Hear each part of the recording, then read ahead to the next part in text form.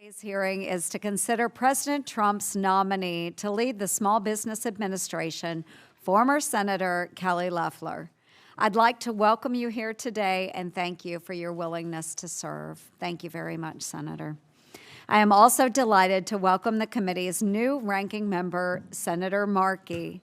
He has been an esteemed member of the committee for nearly 12 years. We both recognize the importance of our nation's small businesses in innovation and promoting national security, particularly through the SBIR STTR program, and I am excited to continue the bipartisan working relationship of our committee.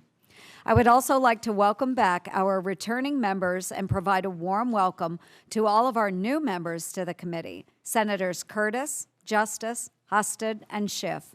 I am looking forward to working with everyone, and I expect a very productive term where we focus on the most pressing issues facing small businesses, including tax and regulatory relief, to ensure our entrepreneurs thrive.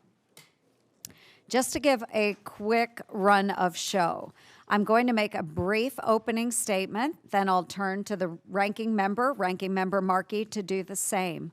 Following that, we have Senator Scott and Senator Britt, who will introduce our nominee.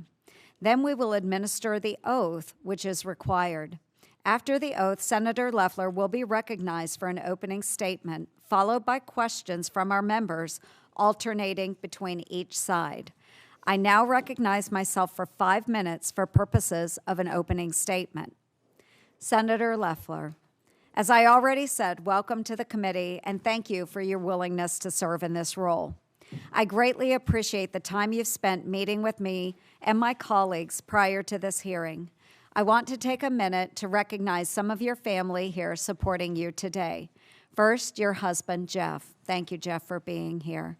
Next, your brother, Brian, and his family, who I understand traveled to Washington, D.C. from their farm in Illinois.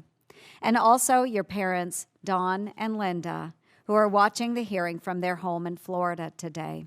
We appreciate you all making the trip here and tuning into this important hearing. As a former member of this body, you understand the importance of the Senate's advice and consent process, and I appreciate that you have fully embraced the committee's standard, yet extensive, vetting of your experience and background in advance of today's hearing and our upcoming vote on your confirmation. As a successful businesswoman, it is abundantly clear that you truly understand what it takes to be an entrepreneur. Throughout your distinguished career, you've risen through the ranks at multiple companies due to your determination and grit, and you've started many successful businesses yourself. Most importantly, you understand what it means to be overrun by Washington's bureaucratic overreach, and that government must instead get out of businesses' way so they can thrive. Small businesses and their advocates are excited for your leadership. The committee has received several letters of support for Senator Loeffler's nomination. The mission of the SBA is to aid small businesses to ensure economic prosperity and free competition. Traditionally, SBA administrators' programs and services fall into 3 main buckets. There's counseling, contracting, and access to capital. While SBA once may have been characterized as a smaller agency, COVID small business programs made SBA a household name, as the agency received a whopping $1.1 trillion in taxpayer funding to assist small businesses during the pandemic. With that funding came big responsibilities, and I remain concerned the SBA under the prior administration failed to live up to its mission. I believe substantial reforms must be made to get the SBA back in shape, and that is going to require strong leadership. The Biden administration decided to turn a blind eye to COVID fraud and delinquencies, refusing to properly collect outstanding debt and fraudulent funds, which has huge implications to the taxpayer. Reports have indicated SBA charged off about $18.6 billion worth of idle loans in fiscal year 2024. Not once during the Biden administration was the SBA able to provide an accounting of their loans receivable and loans guarantees, which meant that the Government Accountability Office hasn't been able to even issue a financial audit of the agency since fiscal year 2020. SBA also completely mismanaged and misinformed Congress last year regarding its disaster loan account, resulting in a shortfall lasting 66 days, an unacceptable failure for the disaster victims in North Carolina, South Carolina, Georgia, Virginia, and Florida. I do appreciate that once the account was funded, SBA staff worked around the clock, including over the holidays, to get the money out to disaster victims. But I never want to see that situation unfold again. While SBA is failing, it also appears that its workforce continues to stay at home, while its more than 246,000 square foot Washington, D.C. headquarters sits empty. The GAO found that even if everyone did show up to work in person, the SBA's building space would still only be 67% utilized, which is a complete waste of taxpayer money. That is why I introduced a bill to relocate 30% of the headquarters workforce to the SBA district offices across the country and cut 30% of office space. The SBA has been completely out of touch with the real-world challenges of entrepreneurs, and while the Biden administration simultaneously let SBA employees stay home, they also added positions in Washington, D.C., while stripping offices in Iowa, New Hampshire, Utah, and other states. I would like to work with you, Senator Loeffler, on ways to ensure SBA is effectively utilizing its personnel and ensuring that small businesses in all parts of America are able to access SBA programs if they need them. I've detailed these concerns and others regarding the mess you have to clean up from the Biden administration and potential landmines you will encounter in a letter to President Trump on day one of his new administration. I ask unanimous consent to enter this letter into the record. Without objection, so ordered. In Iowa, Main Street is in trouble, and I hear from my colleagues that this is true in their states across America. Small businesses are the lifeblood of our rural communities, and for too long under the Biden administration, they've been crushed with red tape and woke program requirements, with no one caring about how that affects the day-to-day operations. I see a great opportunity for the Trump administration and you, Kelly, to revitalize small businesses in America. Thank you again for being here, and I look forward to your testimony. I now recognize Ranking Member Markey for his opening statement. Thank you, Madam Chair, and congratulations to you. Welcome to everyone here. I'd like to take a moment to welcome the newest members of the committee. On the majority, it's Senator Curtis and Justice and Husted. Congratulations. And on the minority, Senator Schiff from California. I look forward to working with all of you. Senator Schiff, I extend my sympathies to you and the people of California. It's devastating to see the horrific damage caused by recent fires in your state. We stand with you in these challenging times. But unfortunately, climate disasters like those in California and that damage that was caused by just Hurricane Milton and Hurricane Helene in a 3-week period in September and October of last year, those 3 storms cost $500 billion worth of damage, much to small business. I mean, that's more than half of the defense budget of the United States. That's the damage caused by 3 storms in a very brief period of time, not counting all the other damage that's caused. And it's only going to get worse and more expensive unless we invest in long-term solutions to keep communities safe. We need to provide resources for small businesses in places such as California and the southeastern states to recover, to adapt, and to innovate. And I was looking forward to this hearing to discuss work together on behalf of America's 34 million small businesses, including more than 722,000 small businesses in Massachusetts. We have 7 million people in Massachusetts and 722,000 small businesses. That's our state's identity. It is small businesses. However, we find ourselves in a new reality, where programs across government can be cut at a moment's notice with a cryptic two-page memo, leaving lawmakers and American families alike scrambling to figure out whether the government is open for business. Can a new business owner looking to open her beauty salon expect to close on an SBA loan and get her money on schedule? Yesterday, we heard conflicting answers out of the White House, and I can only imagine what that uncertainty does to a first-time small business trying to meet its expenses. Unacceptable. We can't allow a plumber or a child care provider in every town, America, someone that may have spent their entire life working for someone else and is ready to invest in themselves, to question whether their government will keep its word and stand behind them.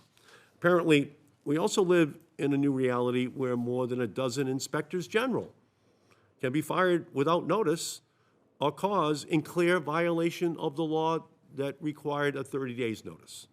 Mike Ware, the Inspector General at SBA, was illegally fired by President Trump on Friday night while he was at dinner with his wife. Inspector General Ware has earned bipartisan respect for his candor, for his meticulousness, and his tireless work ethic over 34 years of service.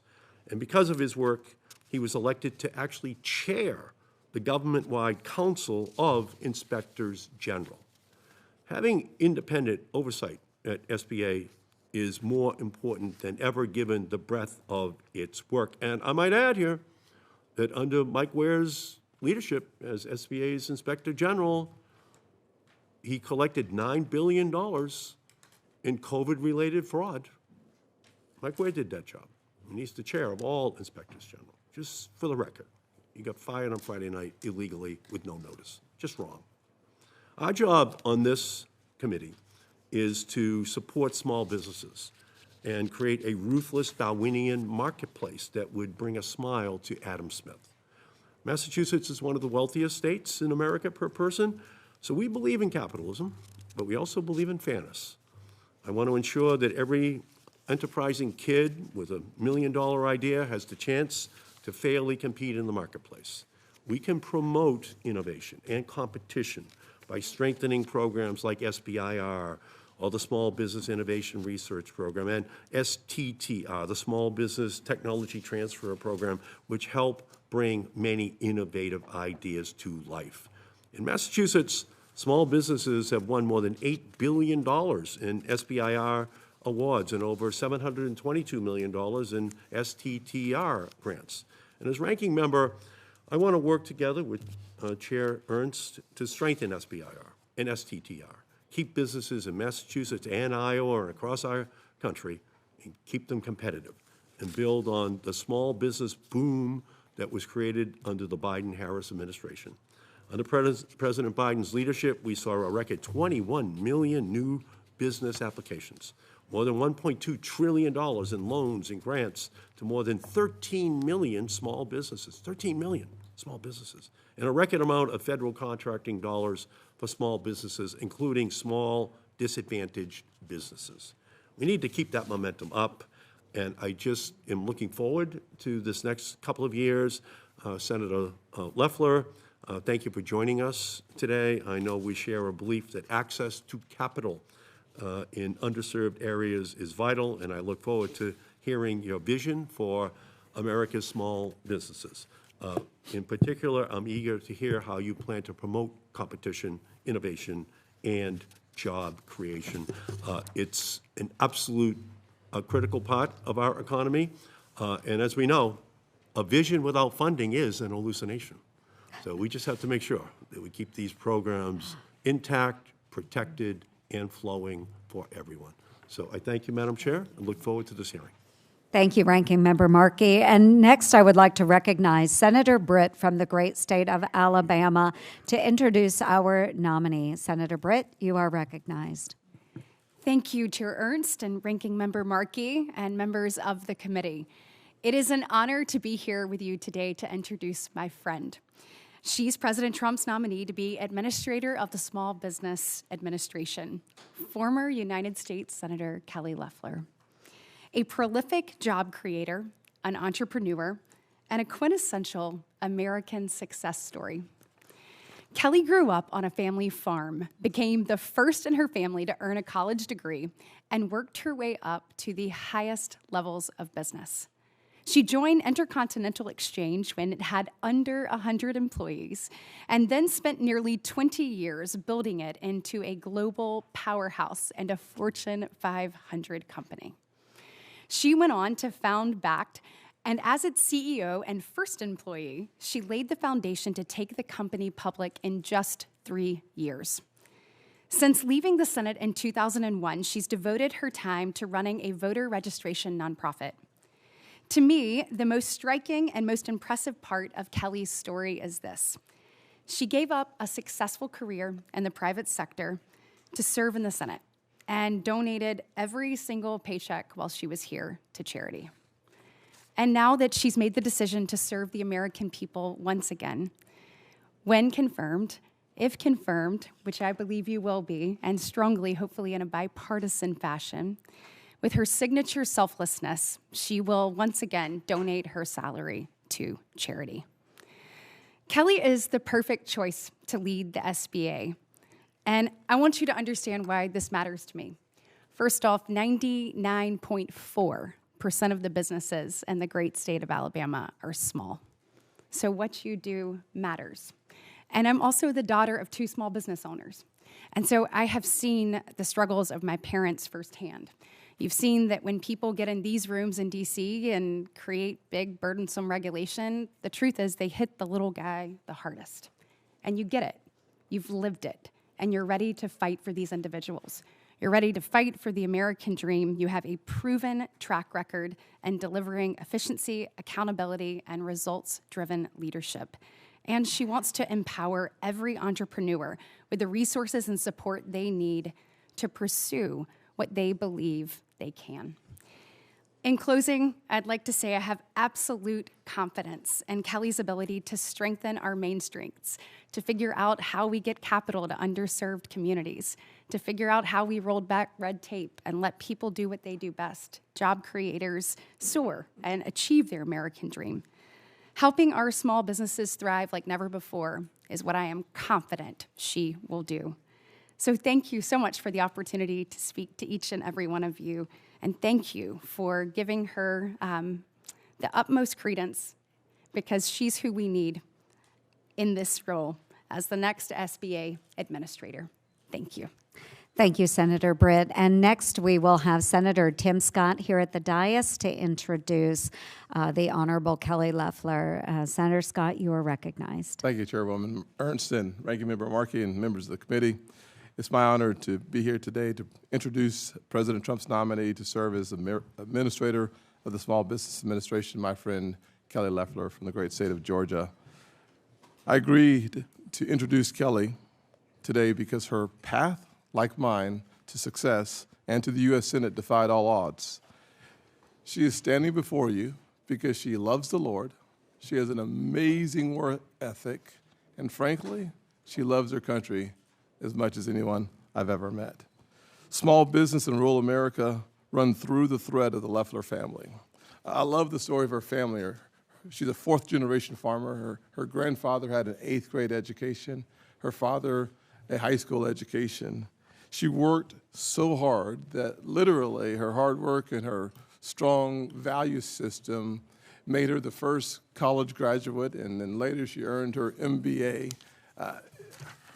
Her story is frankly a story of remarkable success, and one that we should all be thankful that America continues to create all across the country. And one of the things that we oftentimes think of when we think about success and the American dream is home ownership. For me, the American dream was achieved through small business, so having someone to be the administrator of the SBA who understands and appreciates small business, I have a great passion for people like that. Someone who's not only,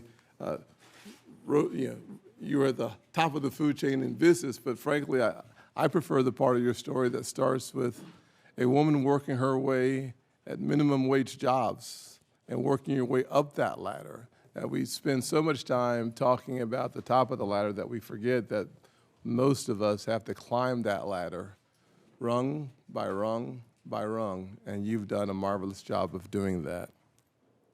One of the things I like to celebrate about her time in the United States Senate after being appointed in Georgia was that during the pandemic, we worked closely on relief for families and businesses across the South. We fought to improve access to the CARES funds to keep Main Street alive. You and I fought together to stop bad actors from taking advantage of fraudulent loans, and we backed President Trump's efforts to move supply chains from overseas, cut regulations, lower taxes, and empower American entrepreneurs to succeed. By the end of your term, you had passed half a dozen bills into law and delivered $47 billion of relief funds to Georgia, to their employees and to their small businesses. Kelly's career has been nothing short of amazing, proving that the American dream can be achieved through hard work, faith, with the right leaders in place. Kelly Loeffler is the right leader to put in place as the administrator at the SBA. Her proven track record is why we can have great confidence that the SBA will return to the gold standard under your leadership. I'll just stop there with my prepared remarks and simply say that as a small business owner for 15 years, I have great confidence in your ability to do the job. To my fellow members of this committee, I hope that you'll hear her out, but I'm also asking for you to vote for her, because it is time for us to right the ship, to focus on the underserved communities around this country, and to make sure that every single zip code in this nation has strong, powerful small businesses, because without small businesses, we will have high unemployment and low enthusiasm. Thank you for your time. Thank you, Senator Scott, for that kind introduction. Now, I will note that the vote has started, so if we have members further down the dais that would like to go vote now, please do so. Ms. Loeffler, if you would please rise, we'll swear you in. Okay, Ms. Loeffler, raise your right hand. And this is the tradition of the committee to swear in our nominees. So we are swearing in today Kelly Loeffler to be administrator of the SBA. Please answer the following questions. Do you solemnly swear to tell the truth, the whole truth, and nothing but the truth, so help you God? Should you be confirmed as administrator, are you willing to appear and testify before any duly constituted committee of Congress when requested to do so? Good. Okay. Are you willing to provide such information as requested by any such committee? Thank you. You may go ahead and take your seat, Ms. Loeffler, and you are now recognized for 5 minutes to provide your opening statement to the committee. And let me just say it's a distinct honor to be here today. Chair Ernst, Ranking Member Markey, and members of the committee, it's truly an honor to be before you today as President Trump's nominee for the administrator of the Small Business Administration. I'm as humbled to be here today as I was serving alongside many of you in the U.S. Senate, and I've appreciated the opportunity to meet with you, nearly every member of this distinguished committee, in recent weeks. I'm especially grateful to President Trump for entrusting me with the privilege and responsibility of serving America's 34 million small businesses. There is no stronger advocate for these job creators than our president, and I share his commitment. If confirmed, I will work tirelessly with him to make small business great again. I want to thank my incredible husband, Jeff, my wonderful family and friends who have joined us here today, and in person and via broadcast.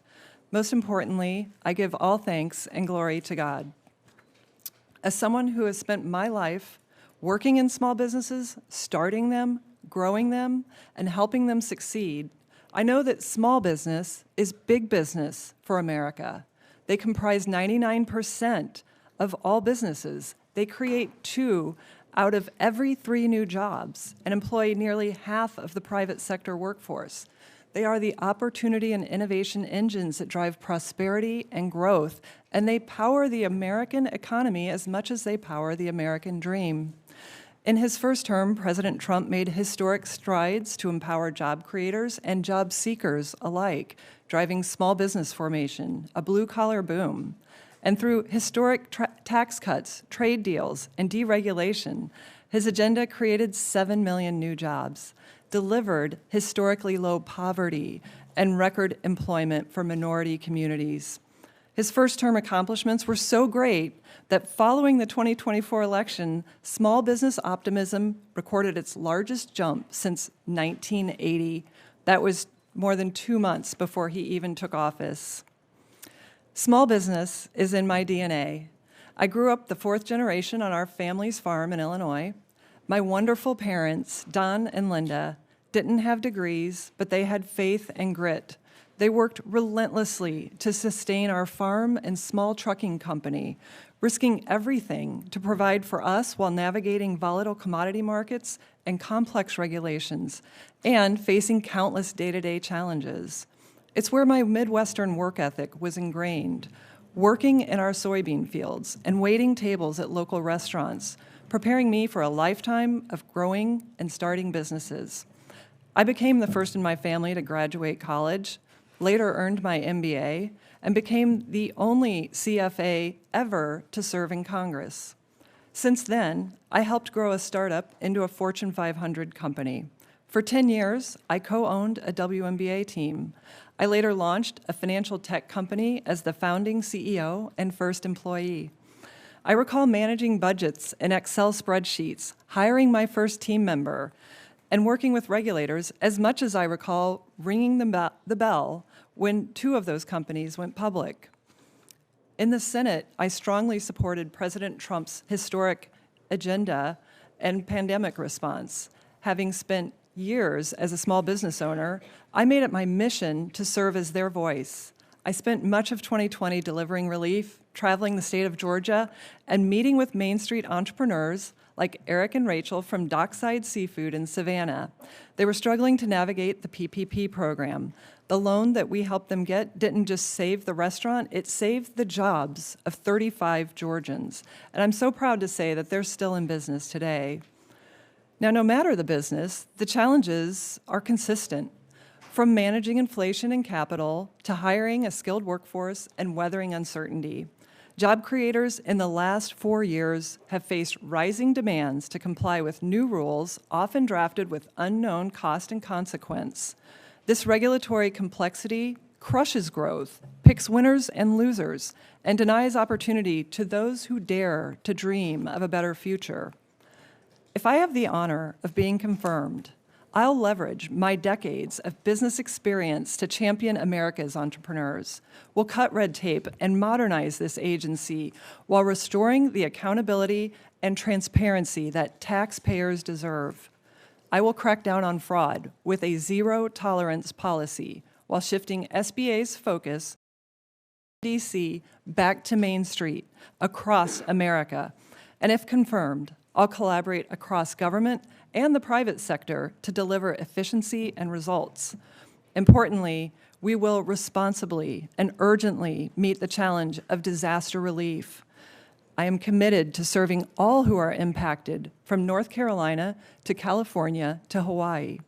Each taxpayer dollar entrusted to the SBA should have an economic multiplier effect, delivering productive capital to grow manufacturing, strengthen rural communities, create jobs, and develop critical technologies like AI and chips.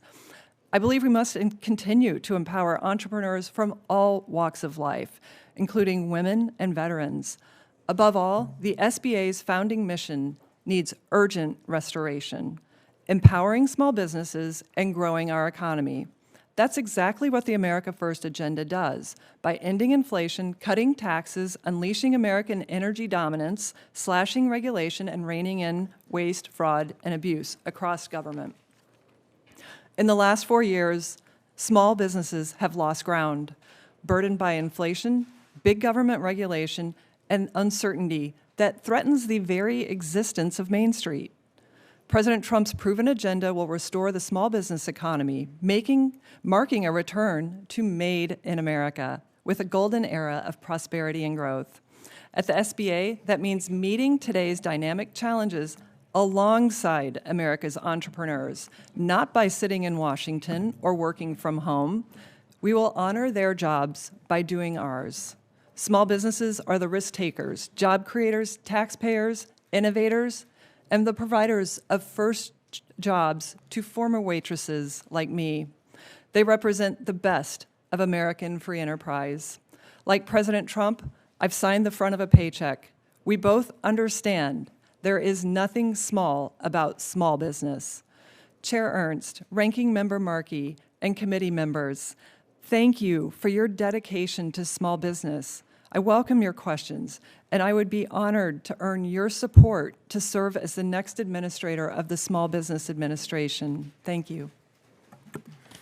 Thank you, Senator Loeffler, for your testimony. Before we move to questions, the committee has received several letters of support for Senator Loeffler's nomination, and I ask unanimous consent to enter into the record letters of support from the following organizations: America's Small Business Development Centers, Independent Community Bankers of America, Independent Women's Forum, Job Creators Network, National Association of Development Companies, National Retail Federation, Small Business Investor Alliance, Small Business and Entrepreneurship Council, National Association of Government Guaranteed Lenders, International Franchise Association, National Restaurant Association, Georgia Public Policy Foundation, Governor of Georgia, Brian Kemp, Association of Women's Business Centers, Economic and Community Development Institute, U.S. Black Chambers Incorporated, and the National Small Business Association. Without objection, so ordered. So at this time, we will go ahead and move on to questions. So I now recognize myself for 5 minutes of questions. Senator Loeffler, in our conversation, you made it clear that given your time in the Senate, you understand the role of Congress. You denoted, given your business experiences, you'd view us as your board and the taxpayers as your shareholders, with responsibilities to all of us to ensure the SBA moves forward in the right direction. Unfortunately, the Biden administration did not share this view. I repeatedly requested information, and those requests were ignored or fumbled. Can you commit to provide this committee with the documents and information it requests in a timely manner?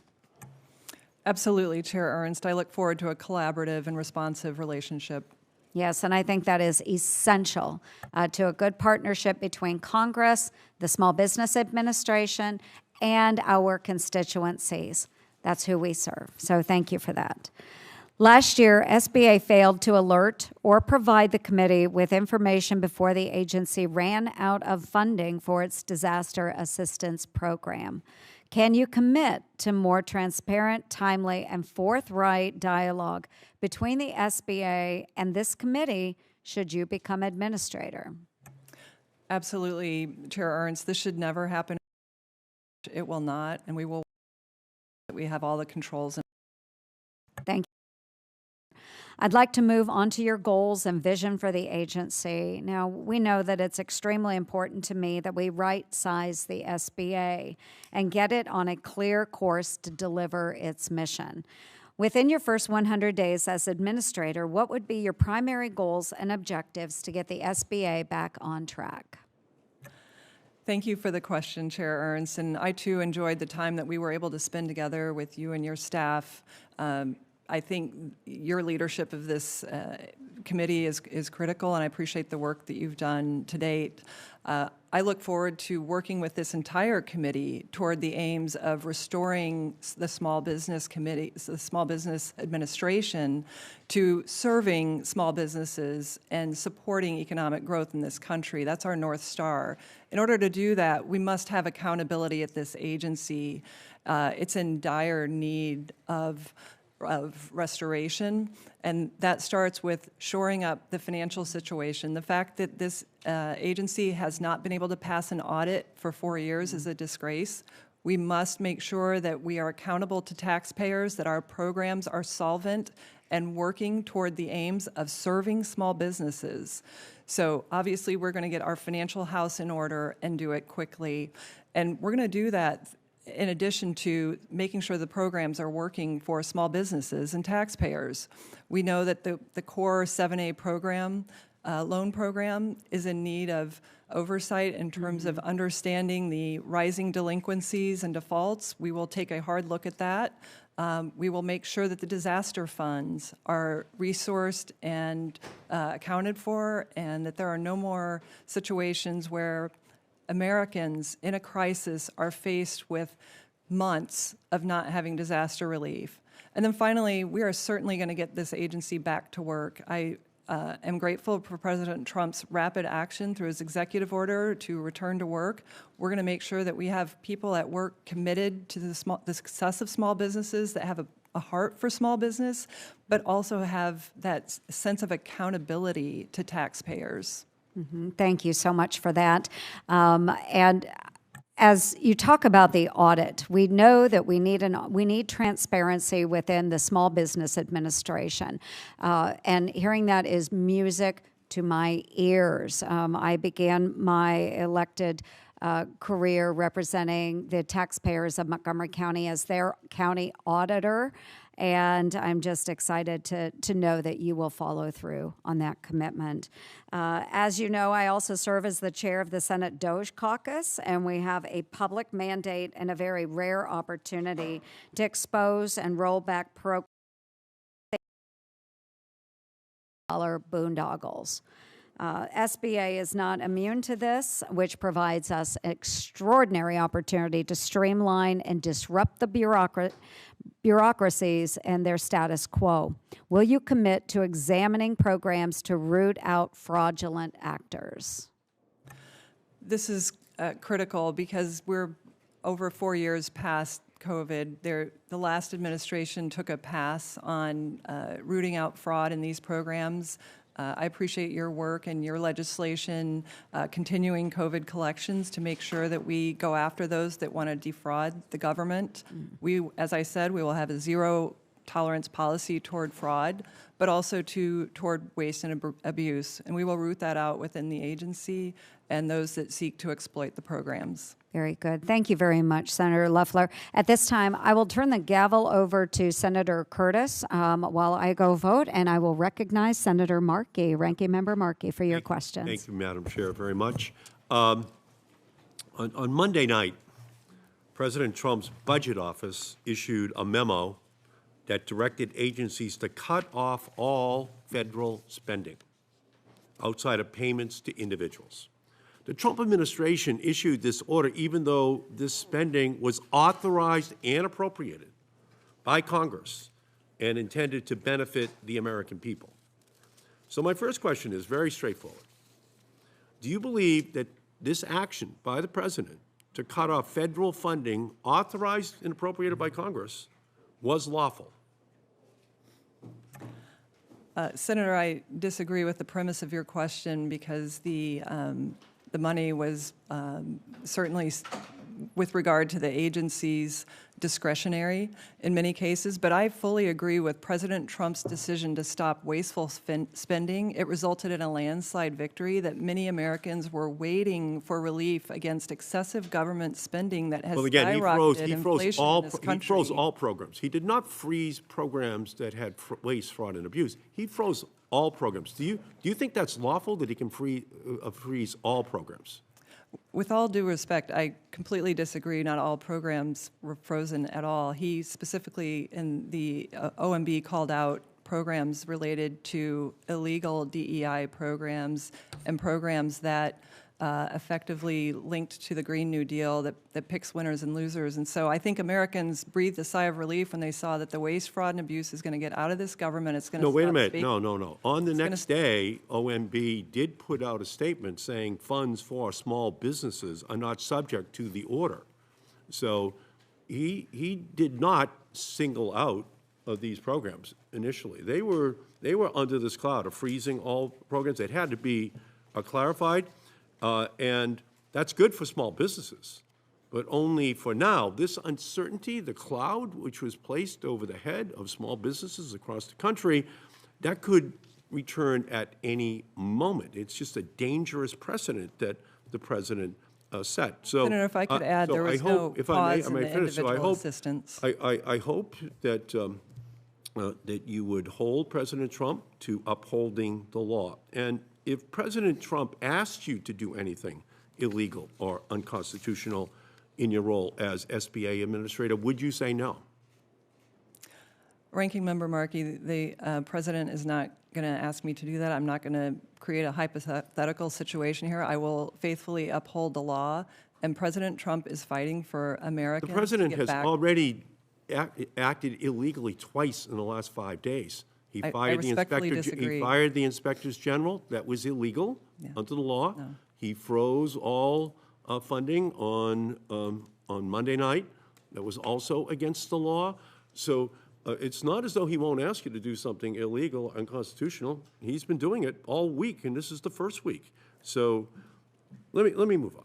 Since its creation in 1982, Ranking Member Markey, if I could just SBI for the record note that these were not illegal actions. I support the President's actions. It's in his right to select the members of the executive branch. That's what he was doing. And he certainly President- is in the right to stop wasteful spending, as most President presidencies violated a do statute when they by come in to firing- cause wasteful spending. No, Thank you. No, the President violated a statute by firing the Inspector General. It requires 30 days' notice. It's a statute passed by Congress, signed by a president. It's a violation of the law. He does not have the ability to be a king. Senator, I believe dictator. there's precedent for this, and He has it's in to his right as the follow head of the law. executive. Now, let me move on to SBIR, which has had staggering success across the country, and especially in Massachusetts.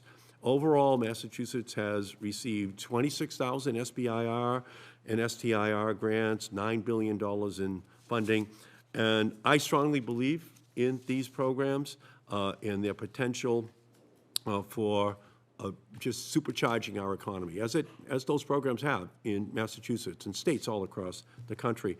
And when I met with you, you mentioned that SBIR awards should be awarded on a merit basis. And I agree wholeheartedly that merit drives innovation. So will you commit to working with me and the committee to ensuring that any SBIR, STTR reauthorization effort maintains a merit-based process and does not limit innovation?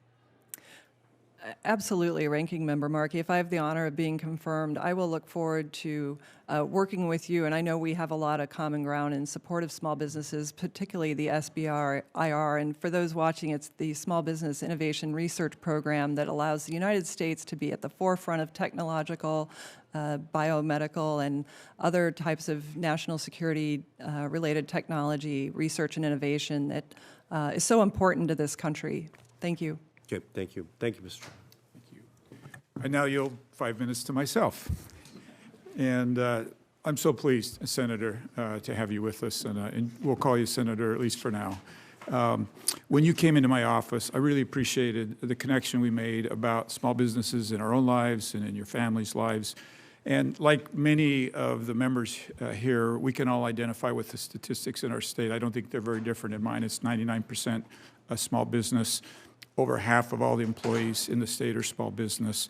And it's such an important part of our economy, yet they often lack resources and don't have some of the advantages of larger businesses. And one of the things we discussed when you were in my office is how to best hook up the resources of your administration with those small businesses in our state. You were generous, I think, if I remember correctly, to offer to come out to our state.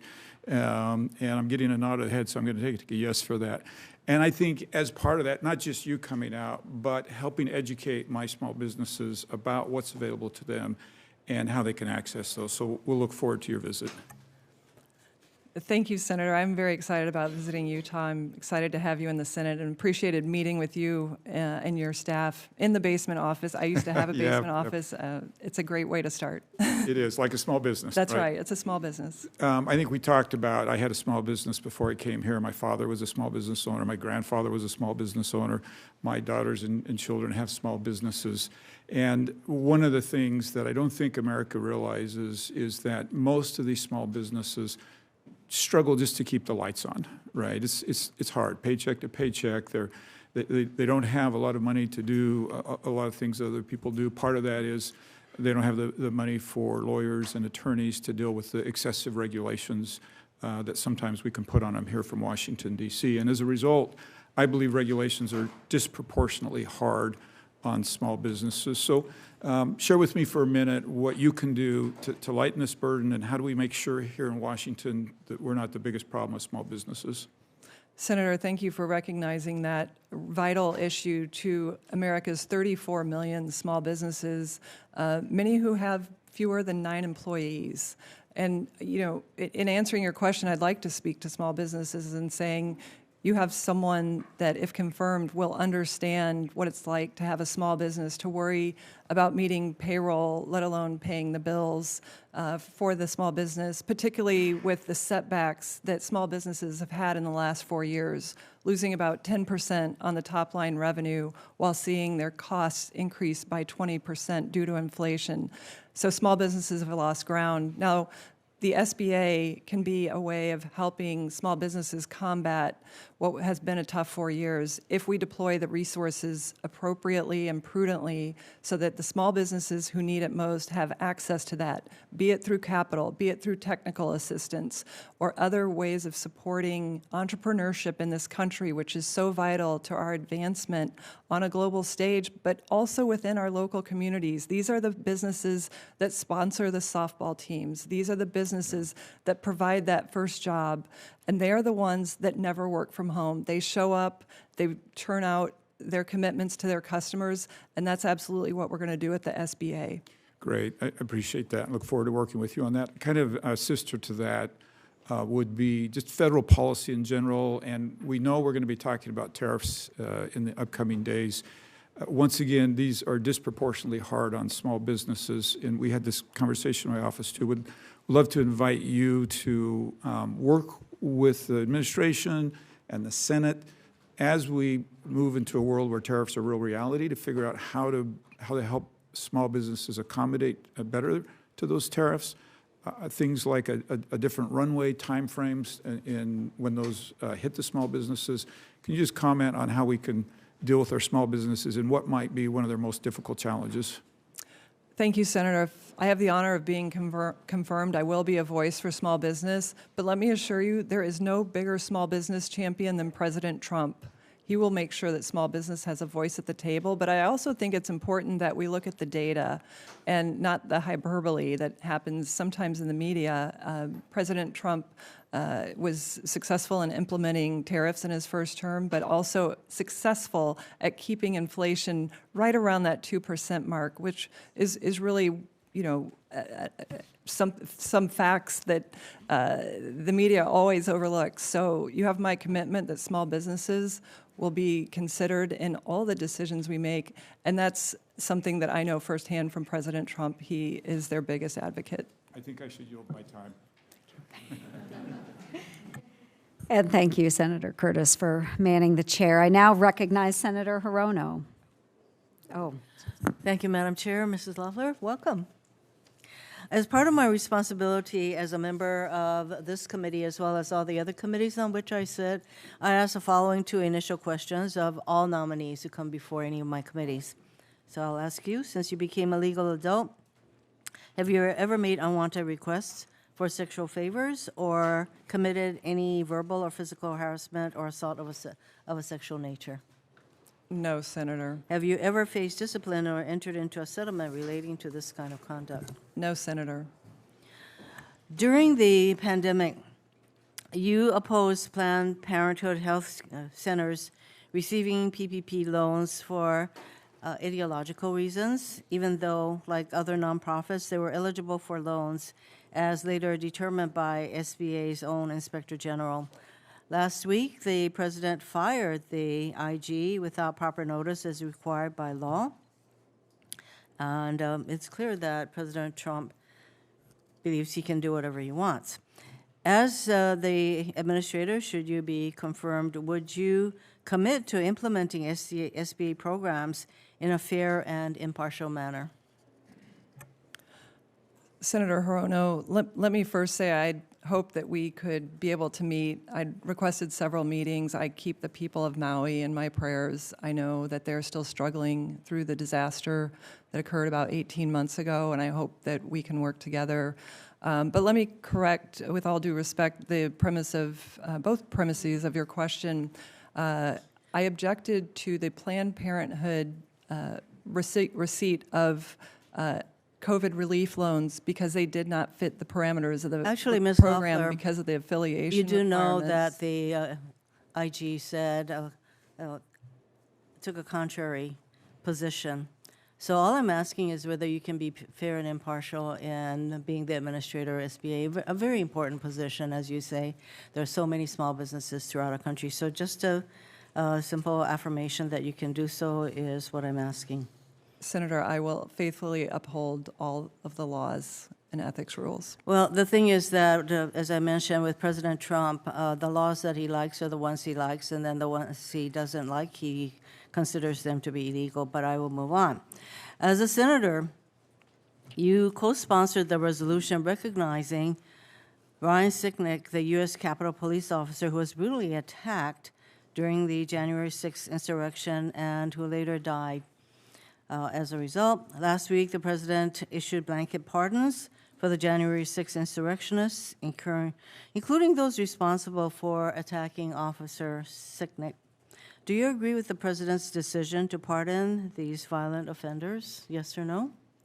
Yes, Senator, I strongly support President's pardon. These individuals were denied due process, and it's time to get past political persecution in this country. That's what Americans voted for. Mrs. Loeffler, they were not denied due process because they were tried and found guilty, and some of them even admitted their guilt. So I am disappointed that you agree that these violent, basically criminals, should be pardoned. Then we get to the Lahaina wildfire. In 2023, Lahaina experienced wildfires that devastated the entire community, including schools, homes, businesses, and more. Key to that recovery, their recovery, has been what I've described as the federal family of agencies, which of course includes FEMA and SBA. Last week, the president proposed eliminating FEMA, and he said, quote, "Let the states take care of the tornadoes and the hurricanes and all of the other things that happen," end quote. So I have seen the devastation in Lahaina and the role FEMA and SBA played in the recovery. The SBA itself provided hundreds of millions of dollars in loans to help Lahaina recover. It would be a huge mistake to eliminate SBA's role in disaster response and relief and have states fend for themselves. Do you agree with the president's recent comments that states should be left to fend for themselves during and after natural disasters? That's another yes or no question. Senator, I disagree with the premise. The president strongly supports disaster relief. He was on the ground just last week in North Carolina. Well, unfortunately, and California. he also said And I also that mentioned states- Hawaii in my opening remarks, that we do support the continued relief there. So you support the continuing involvement of the SBA in recovery? Yeah, and the president's been clear that Thank you. individual assistance will not be paused. I'm glad you do, and that you support the continuing important role of SBA. You know, when you were running for U.S. Senate, time flies. Yes, the senator's So, time has expired. I think, are you having a second round? We can do a second round, yes, Senator If not, Hirono. I'll certainly submit questions for the record. Thank you. Thank you, Senator Hirono. Next, I will recognize Senator Budd for 5 minutes of questions. Thank the chair. Senator Loeffler, congratulations on your nomination. Thanks to your family and your friends for being here and for leaving your role in private work twice to serve our country. So thank you for what you're willing to do. Your state and my state and several others have gone through quite a lot since late September with Hurricane Helene. In the moments where I wasn't in Western North Carolina myself, I was able to see, was able to look up and see a television, it was you standing there, I believe it was in Valdosta, with President Trump, committing that if he were reelected, he would support. He's lived up to that. He's been back to Western North Carolina. I believe he's our rebuilder in chief. So one of the things that we saw was that the SBA under President Biden, it failed to notify Congress in a timely manner about the depletion of the Disaster Relief Fund and didn't fulfill their reporting requirements along the way. So if confirmed, how would you ensure timely and accurate reporting to Congress regarding disaster loan account balances and funding needs, and how would you address the transparency failures that we saw during the Biden administration? Thank you for this important question, Senator, and let me assure you my prayers are with the people of Western North Carolina.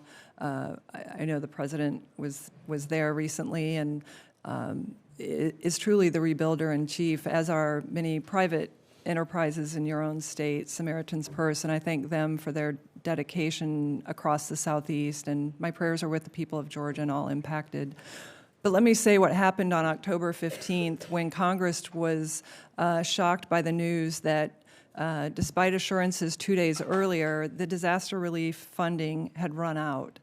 Now, in business, this would never be tolerated, and we see examples of this everywhere within this agency that I know we're all trying to get our arms around and make a quick correction on. You have my commitment that we will ensure that disaster relief funding is there for hardworking Americans when they need it.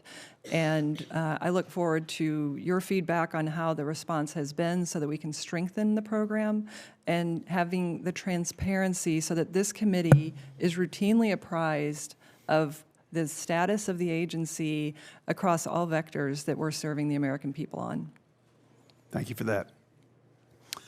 So the SBA Disaster Loan Program, you know, it's critical in supporting small businesses, as you mentioned in a few of your earlier remarks, and also being there to help communities during crises. But we have recent disasters like Hawaii, or for us, Helene, that really revealed a lot of real shortcomings in the SBA's management and oversight of its disaster loan portfolio. So these have led to funding shortfalls, lack of transparency, administrative inefficiency, that really hindered a timely disaster response and recovery. The people of Western North Carolina, I know of North Georgia as well, they felt these failures firsthand when they needed assistance most. Instead, they were left waiting due to the SBA's mismanagement during a time of dire need. So, Senator, will you commit to working with my office and this committee to address these shortcomings and ensure that the SBA is fully prepared to respond effectively to the needs of businesses in North Georgia, Western North Carolina, and the other states that are in need from disasters? Absolutely, Senator. You have my commitment. Thank you. Senator, the numbers paint a troubling picture for small businesses. You know, there was a survey in from 2023-2024. It was the Intuit QuickBooks Small Business Index, and it says that small businesses' employment declined over 51,000 jobs. And it also said that revenue fell on average for those businesses about $12,000. That's a lot for a small business. So, and that's also the steepest year-over-year decline since the Obama administration of 2015. That same time, the 2024 Goldman Sachs 10,000 Small Business Voices survey revealed that 77% of small businesses are deeply concerned about their ability to access the capital that they need to operate reliably. So as you know, small businesses, it makes up the bulk of our economy. I think President Trump has said small business is big business. Mm-hmm. So, and this level of decline is, I would imagine you would think as well, is it's unacceptable. So under your and President Trump's leadership, how can we expect to see a new golden age for our small businesses? Absolutely. Thank you for that question, because President Trump is restoring the golden era for all Americans by strengthening our economy, making our country more safe and secure, and ensuring wasteful taxpayer spending is not driving up inflation. Inflation is the #1 problem, not only facing families, but small businesses. They're looking at 20% higher costs on at least 10% lower revenues. That's an unsustainable situation for our employers who are putting it all on the line. And small businesses have my commitment that I will have their back. Thank you, Senator Budd. I now recognize Senator Schiff for 5 minutes of questions. Thank you, Madam Chair. It's an honor to serve on this committee and represent California's 4.2 million small businesses, including tech startups, nonprofits, child care centers, rural businesses, the arts and entertainment industry, and women and minority-owned businesses. That number is growing daily, and I am very proud to represent these incredible business owners, innovators, and hardworking employees. Senator Loeffler, I appreciate the conversation that we had last week. I think it was last week.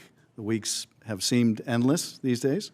As you know very well, horrific wildfires and high winds have ravaged California over the last month, displacing thousands of families and destroying homes, schools, community centers, places of worship, and countless small businesses. As these fires have impacted the livelihood of innumerable Californians, it is crucial that we know California will have the full support of the federal government to respond, to recover, and to rebuild.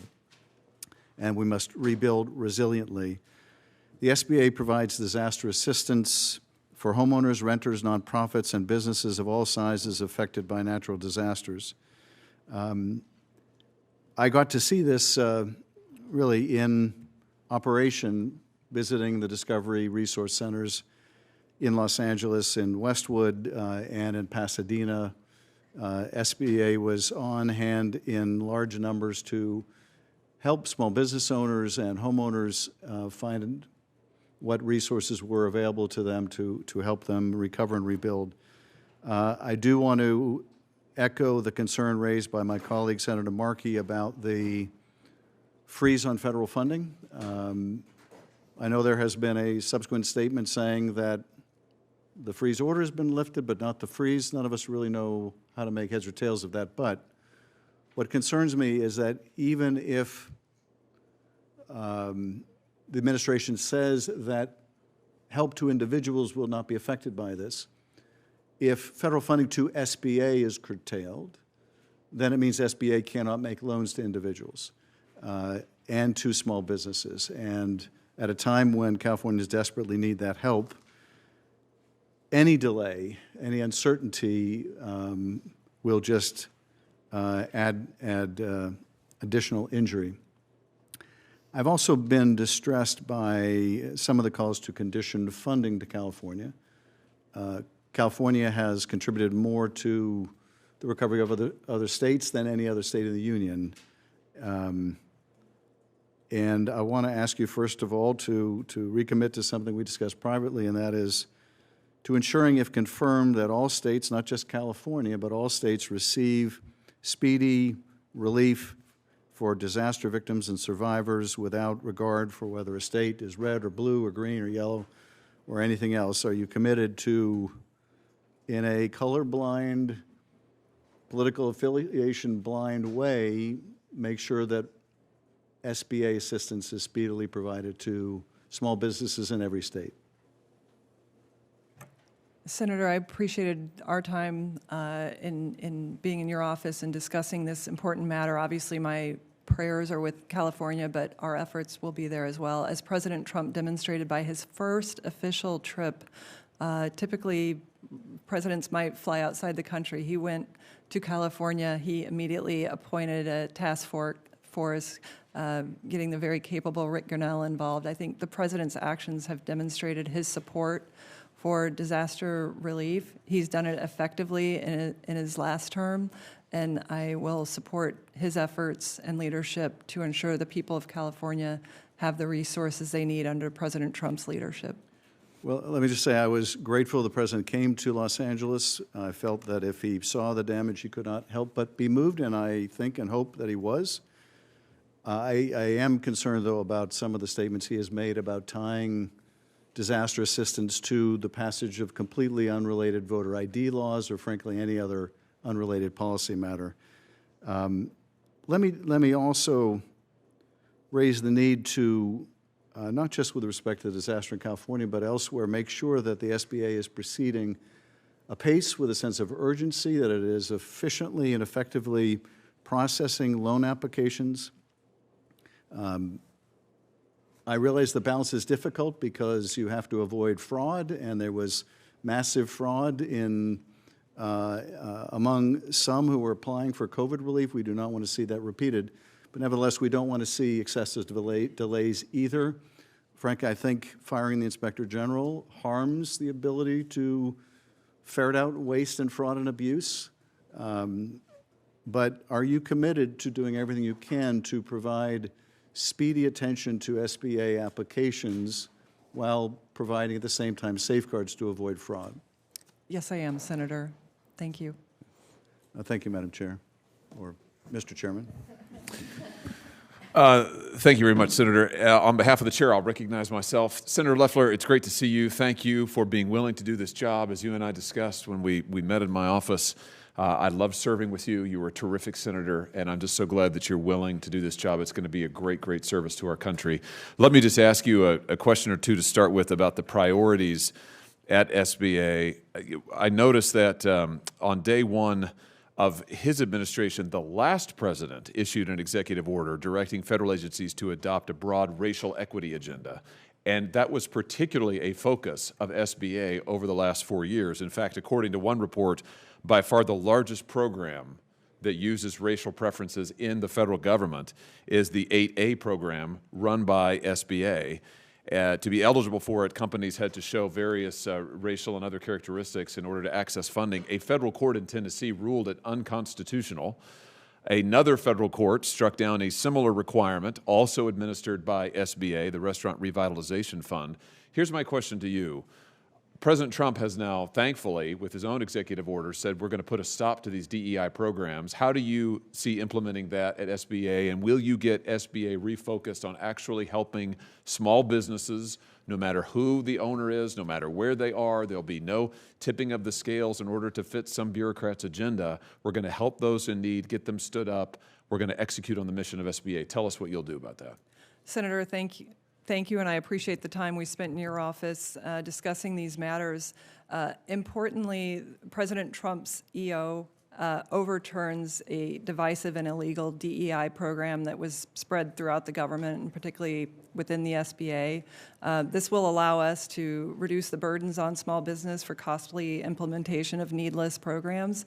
But moreover, I think the best way we can serve small businesses is making SBA lending available to all who qualify, as opposed to picking winners and losers and pitting Americans against one another. So you have my full commitment that we will root that out and make sure that it is broadly available to all who qualify. That's a fantastic answer. I'm glad to hear it. And let me just ask you about another priority. While the last administration's Small Business Administration was focused on this DEI agenda, what it was not doing was helping people in rural areas of the country, like most of my state. In FY24, just to take one example, SBA made 103,000 loans. Only 12,000 of those went to rural businesses. That's just over 12%. Of SBA's $56 billion in capital last fiscal year, only $6 billion went to rural businesses. That's just 11%. There, you want to talk about inequity. There's an imbalance between urban and rural. And listen, we've got urban centers in my state as well. I'm all for small businesses in urban centers getting what they qualify for. But would you agree with me that our small businesses in rural America are extremely important? They are often the lifeblood of our communities, like the small town where I grew up, 4,000 people, relies on small businesses. What will you do to make sure that small business in rural America is a priority, that they're getting access to the funds that they qualify for, and we're doing everything we can to help these small businesses revitalize these communities?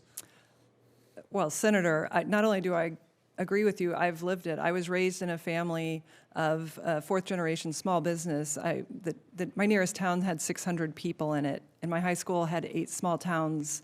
Many of my fellow students' parents were small business owners. I saw the hard work that they did, the complexity of dealing with increased federal regulation even back then, and we have to ensure that small businesses in rural communities are getting the support they need.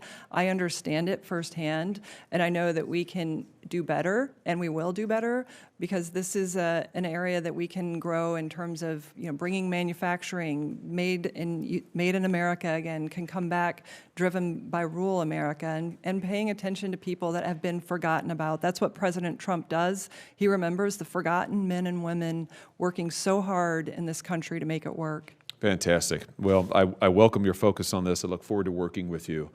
Let me ask you just about fraud and waste and abuse, and you've talked about this some. I think your answers have been very heartening.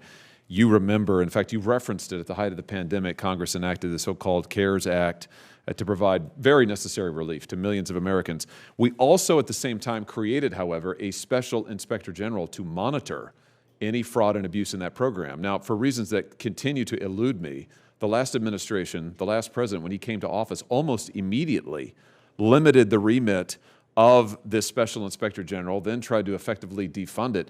And now we find out hundreds of billions of dollars were wasted or fraudulently dispersed or not properly paid back under these programs. Would you agree with me that we need the Special Inspector General, SIGPER? We need that office to be properly funded. We need it to be given the jurisdictional authority that it deserves. Senator Ernst has a bill to make sure that SIGPER gets that jurisdictional authority. Would you support that? And can you talk to us about the need to be rooting out fraud and abuse and corruption? Absolutely, Senator. If I'm confirmed, I look forward to working with this committee to have a higher standard of accountability, to act with more urgency, to have a zero-tolerance policy with regard to fraud, and to making taxpayers whole. We have to get back to that accountability and getting those funds back into taxpayer hands as soon as possible. Very good. Thank you. And now I'll recognize Senator Shaheen. Thank you. Congratulations, Senator Loeffler, on your nomination, and thank you for your willingness to serve. Welcome to all your family and friends who are here with you this afternoon.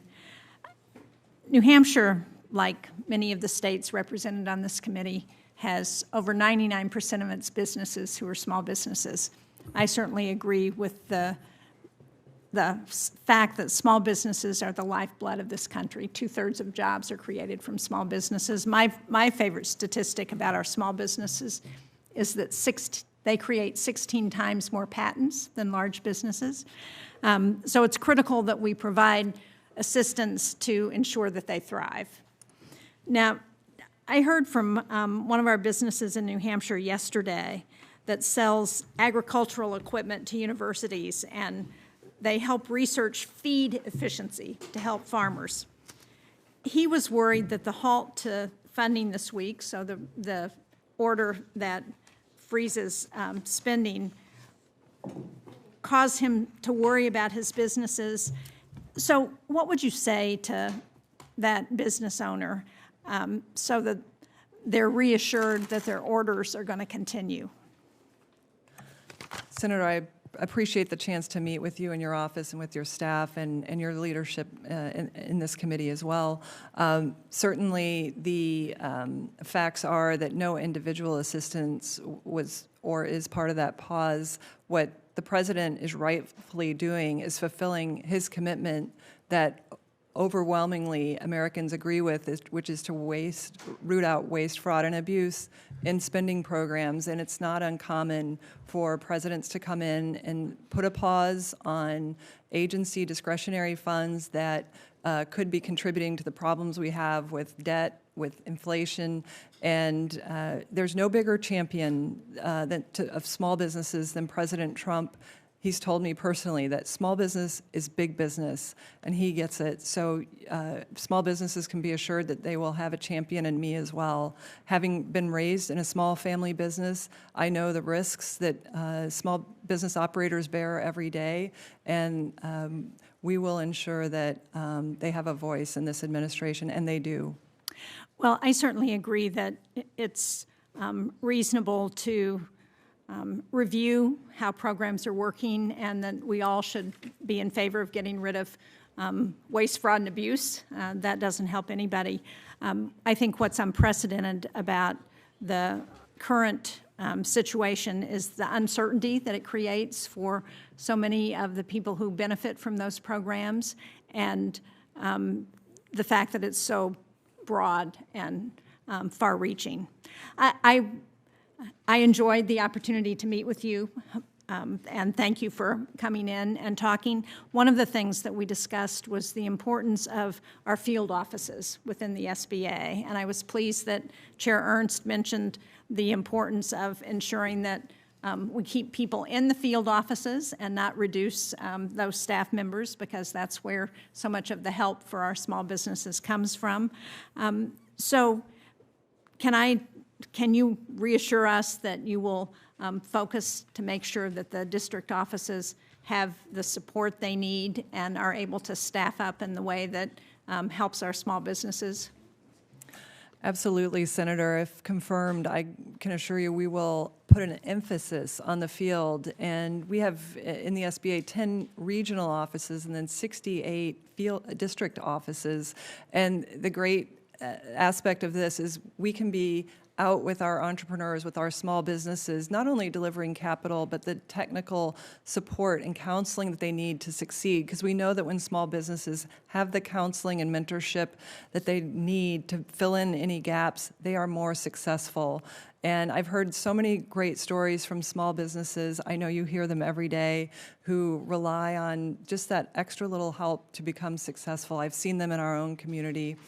So you have my commitment, and I look forward to visiting your state as well. Good, thank you. We look forward to having you come to New Hampshire. One of the most important roles you will have is as a spokesperson for small businesses. I was pleased that President Trump continues to maintain the SBA Administrator as a member of his cabinet. I think that's very important. And one of the issues that I've been proud to work on that I think we need to continue to focus on for our small businesses is helping them access foreign markets, because so many, 99% of markets are outside of the United States, but only about 3% of small and medium-sized businesses do business outside of the United States. I was proud to help create the State Trade Expansion Program, the STEP program. I would hope that, again, you would commit to continuing to support that program and helping our small businesses get into those international markets. Certainly the STEP program is a very appealing program to understand how we can broaden our work with exports, and small businesses can play a tremendous role there. I look forward to working with you and the entire committee to see where we can broaden the export program and make this more efficient and to deliver more wins for small businesses. Thank you. Thank you, Madam Chair. Great. Thank you, Senator Shaheen. I'll recognize Senator Young for 5 minutes. Thank you, Madam Chair. Welcome, Senator Loeffler. It's great to see you here today, and congrats once again on this nomination. It's good to see your husband, Jeff, a Hoosier, fellow Midwesterner, behind you as well. When my father heard not only that I was elected to the United States Senate, but that I was going to sit on the Small Business Committee in the U.S. Senate, I can't tell you how excited he was. He perhaps perceived this to be known as the most powerful committee in the U.S. Senate. It's not always known for that, but it was the most important committee to my dad, because when my dad was getting started in the business, he relied on SBA support, loans in particular, to help him grow his business. And for him, this was the most important committee. And you know, there's a certain wisdom to that. As you travel around, as we travel around our various states, we see that most jobs these days are actually created not by large enterprises, because those come and those go. They're great for ribbon cutting sometimes, but it's usually the smaller enterprises. And to the extent we can optimize our policies so that more people will start these small businesses and they grow into larger businesses, that's kind of the key to economic development. So really important post you're going to be occupying here. If confirmed, how are you going to work to keep our small businesses competitive today and resilient tomorrow? Kind of an open-ended question.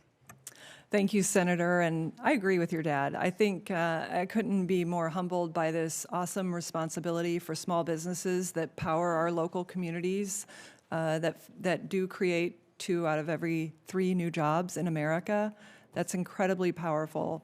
So I think there's a number of things we can do to make small business more competitive. First of all, respecting that small business is about free enterprise and it's not about the government. So we have to look at ourselves and say, what are we doing within this agency to make it harder for small businesses to access capital, to access perhaps government contracting or counseling? Are we there for them? A big part of that is getting everyone back in the office, off the golf course, into the office, being aligned with our small businesses where they are on Main Street and not K Street. So my focus is certainly going to be on the field activity, making sure everyone in the agency is accountable, and making sure the programs actually work for small business. We'll be doing a deep dive. I think directionally you're absolutely on the right course, and that's the most important thing at this point. Do you have specific ideas about how SBA might be modernized and improved under your leadership? Well, certainly I don't want to get ahead of myself. If I have the honor of being confirmed, I would look at a broad range of efficiency, both cost and technological efficiencies that could be gained. I'll be looking at organizational design. I'll be looking at skill sets and training that might be needed to deliver our services to increase our response times to small businesses.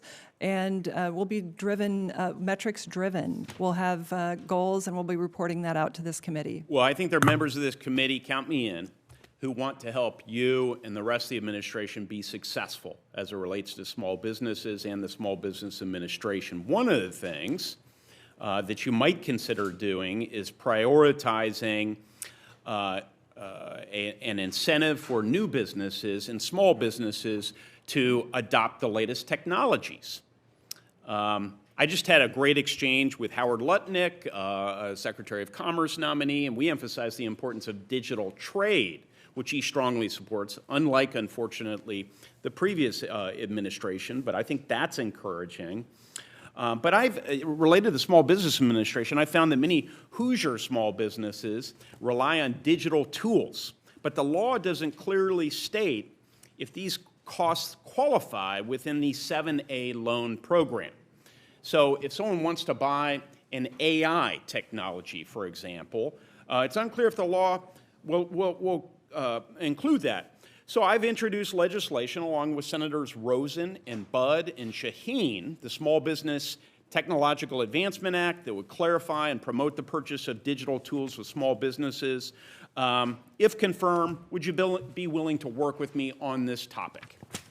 Senator Young, absolutely, if confirmed, I would be. AI is at the forefront of both as President Trump said, a wake-up call to American innovation, but potentially as tools for automating small businesses, making them more efficient, and whether it's things like co-pilots or agents, I would support looking at that as a solution. Well, thank you, and I will be submitting a question for the record on another important topic, I know to you and our small businesses, about how you intend to address bolstering SBA's cybersecurity infrastructure. Thanks so much. Very good. Thank you, Senator Young. Senator Coons. Thank you, Chair Ernst. Thank you, Senator. Great to be with you. And thank you to your family and those who are here to support you. As I hope you know, your predecessor in this position in the previous two administrations, I've had a particularly strong working relationship with. SBA Administrator McMahon came to visit Delaware several times. We worked well together. I would agree. My dad said the same thing, to Senator Young's comment. My dad started and ran a small manufacturing business, and he thought this was the most exciting committee I could possibly on. And it has been, in the past, a very productive committee. My hope is that we will get back to churning out legislation that works with you, that we will appropriately authorize and appropriate funds, review funds and programs. When we had a chance to meet 2 weeks ago, one of the programs I brought up was SCORE, which I suspect everyone knows was founded in Wilmington, Delaware. That's my obsession with SCORE. But I think one of the highest federally appropriated dollar for actual impact programs in history. There's more than 10,000 volunteers through SCORE who deliver roughly 4 million hours a year of free business plan consulting. SCORE clients return $59 in tax revenue for every dollar appropriated to SCORE. It needs to be reauthorized. We need to look at it to ensure it's operating well and that there's accountability. Would you support SCORE and its reauthorization and work with me to achieve a bipartisan reauthorization if confirmed? Senator Coons, I thank you for the time you shared in your office. I was also just delighted to hear now about your dad's sentiments. I agree. And I look forward to working with you to review SCORE, see how it can be made more robust, and to evaluating the program and sharing all of that data with this committee so that we have a very collaborative approach to ensuring our efforts are making a difference for small businesses. As you note, it's definitely had an impact, and we want to make sure that programs that work are made available to more entrepreneurs. Well, those 10,000 volunteers help more than 300,000 entrepreneurs, so I'm very hopeful we can work together on that. A piece of legislation Senator Rubio and I, now Secretary Rubio and I, worked on for several Congresses was to help make sure that SBIR grantees actually produce commercialized technology. About half of SBIR awards lead to commercialized technology, but half don't. And this would specifically authorize some of the pre-market scale-up costs through SBIR. It's called the Ramp for Innovators Act. The SBA plays a critical role in coordinating SBIR activities across the whole government. I'd be interested in what your priorities would be for SBIR as a program, and whether you would help work with us on reauthorization and ensuring that it doesn't just fund endless research, but actually funds the leap to the marketplace. Absolutely, Senator. I think the small business innovation research grants are critical to solving some of the challenges America has in scaling our technological innovations quickly. The program gives more dry powder and runway to these important technological breakthroughs, whether in the area of bioscience, technology, AI, drones, mission-critical things to our national defense that would not be possible without the support of research institutions. So I look forward to collaborating with this entire committee on the reauthorization and reviewing the program for where it can be strengthened to produce more efficient results, and to highlighting some of the wins to ensure that these are wins that generate a powerful return on taxpayer investments. Another concern I've expressed in previous Congresses is the amount of federal contracting money that's going to small businesses. Small businesses continue to get a robust piece of the total federal pie. I think it's 28%, which exceeds the target, but it's for a smaller and smaller number of larger and larger small business firms. I'd also be interested in working with you to make sure that we actually are contracting federally as broadly as possible to as many small businesses as possible. I think, as literally every colleague has referenced, 98% of the businesses in my state, even in the state of Delaware, which has a whole lot of incorporation, are small businesses. Would you work with me to make sure that we achieve those goals in terms of small business contracting? Absolutely, Senator. If confirmed, I would like to work with you on that. I do agree that this program is vital for small businesses to have an awareness of and to have access to the program. If the programs become too complex that only a select few can find their way in, that voids the program's foundational beginnings. So I would look forward to working with the entire committee to ensure small businesses have an additional path to success. And I also wanted to acknowledge Administrator McMahon and her great work, and I hope that we can have the same constructive, collaborative, great relationship working for small businesses. Thank you. I look forward to it.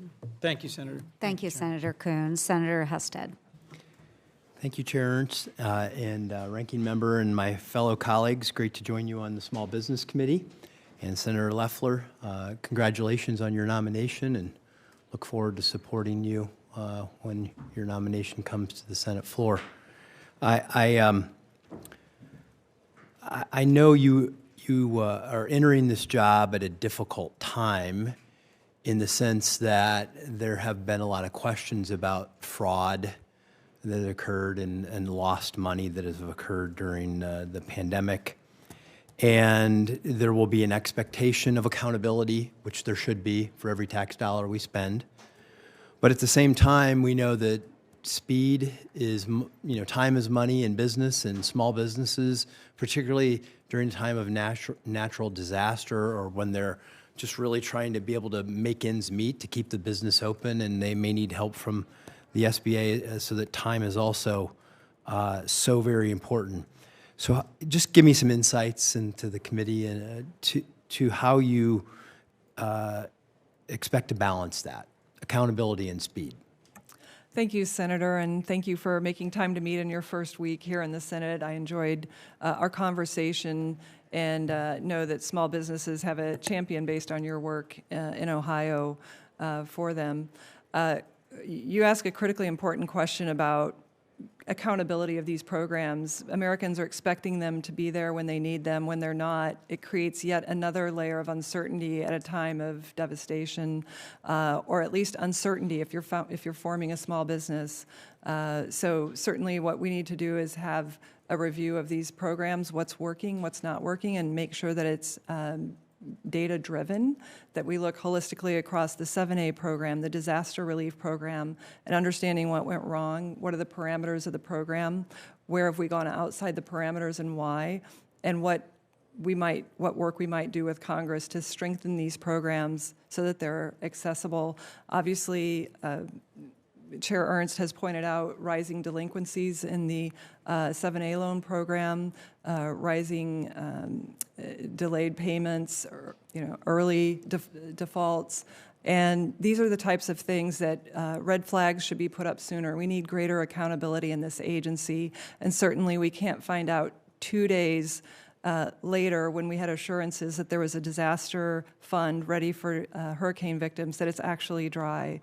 That's an abuse of taxpayer dollars and of the program, and we need to get to the bottom of it. So you have my assurance that, if confirmed, we will work closely to be a steward of taxpayer dollars, be accountable to this committee.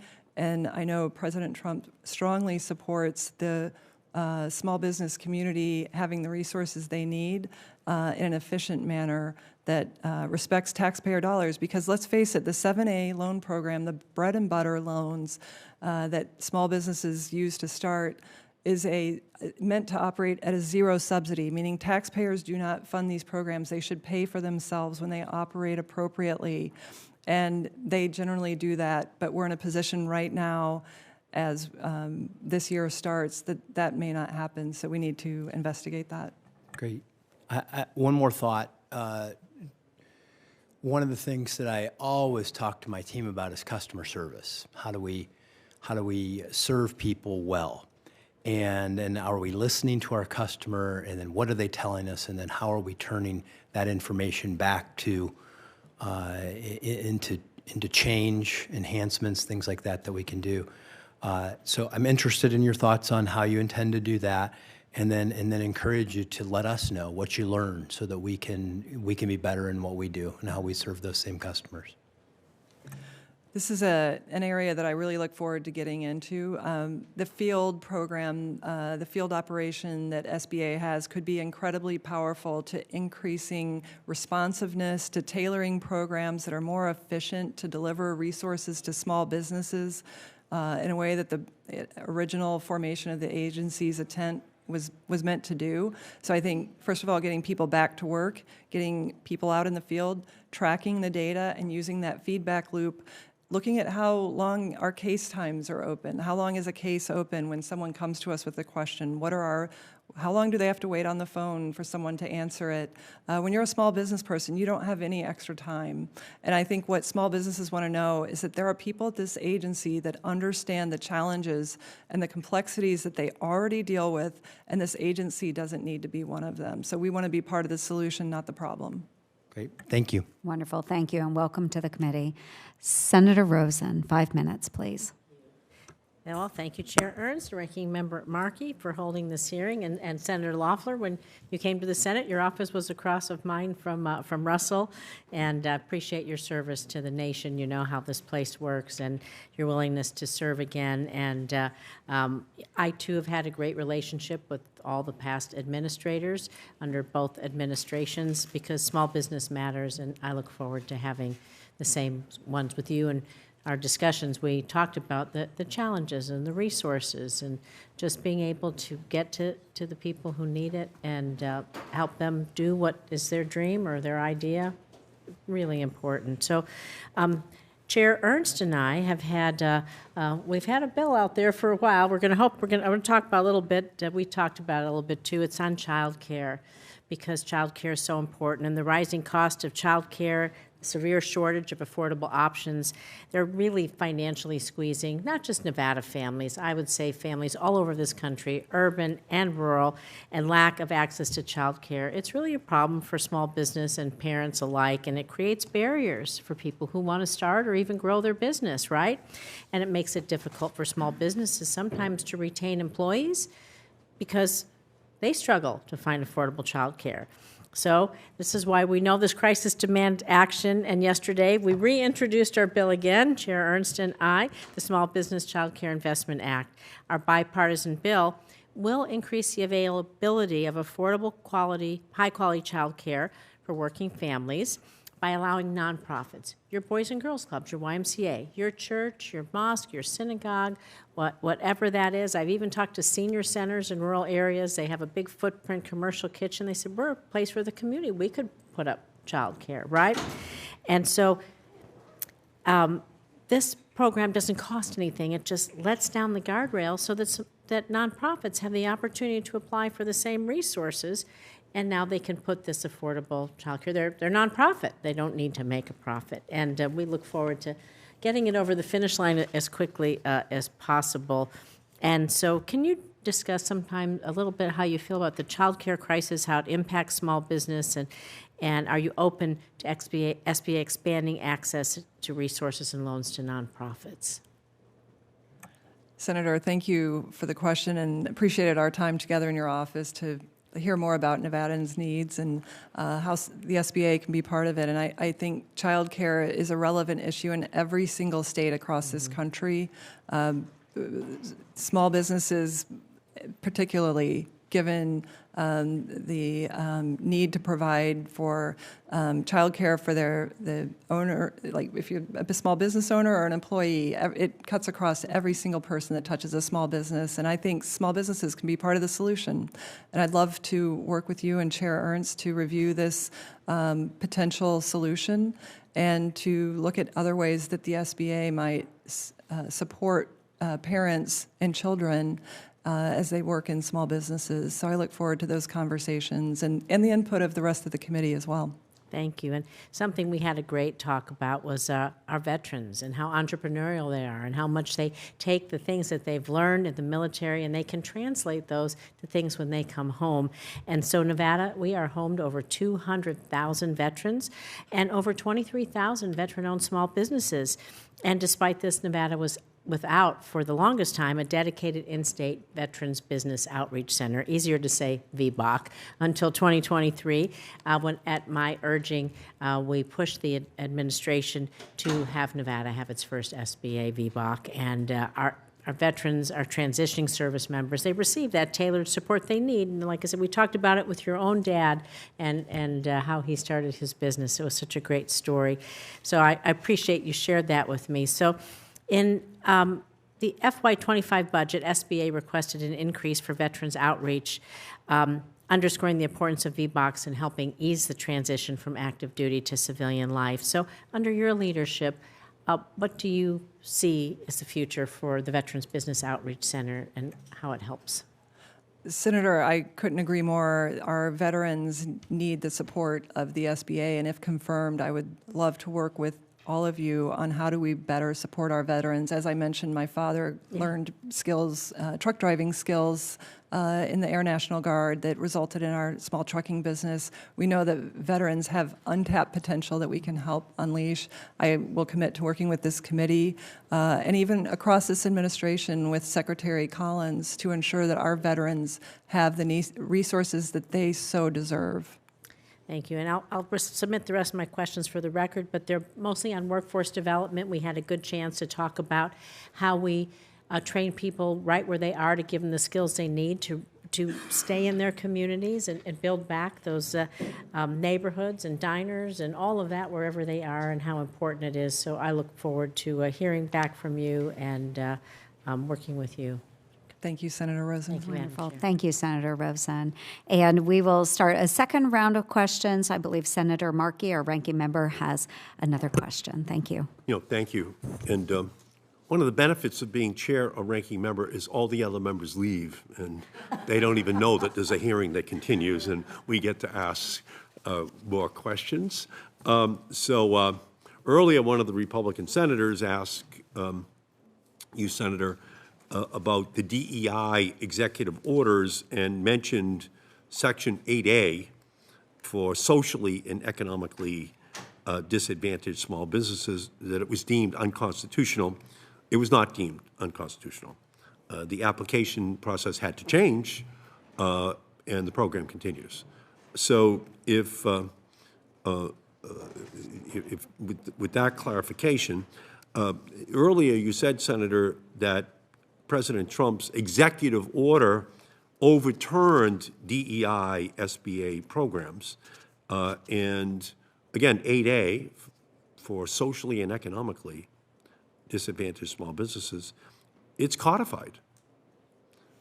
So in your opinion, does an executive order overturn a law that was put on the books by this committee on a bipartisan basis?